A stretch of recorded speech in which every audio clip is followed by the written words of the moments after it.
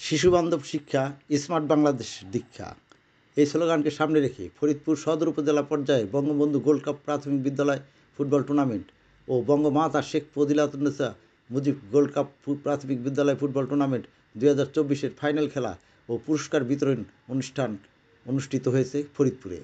ফরিদপুর সদর উপজেলা প্রশাসন ও শিক্ষা অফিসের আয়োজনে শহরতলি বাকুন্ডা শেখ রাসেল মিনি স্টেডিয়ামে এই খেলা অনুষ্ঠিত হয়।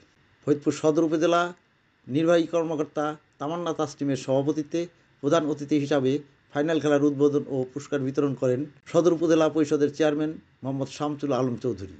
প্রধান অতিথি তার বক্তব্যে বলেন, আজকের শিশুদের জাতির জনক বঙ্গবন্ধু শেখ মুজিবুর রহমান ও বঙ্গমাতা শেখ ফজিলাতুন্নেসা মুজিব সম্পর্কে জানাতেই এই খেলার আয়োজন করা হয়েছে।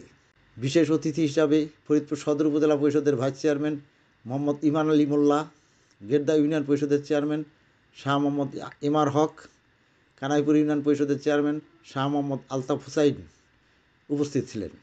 খেলায় বালিকা বিভাগ রংকাইল সরকারি প্রাথমিক বিদ্যালয় দলকে 1-0 গোলে পরাজিত করে তুলাগ্রাম সরকারি প্রাথমিক বিদ্যালয় চ্যাম্পিয়ন হওয়ার গৌরব অর্জন করে।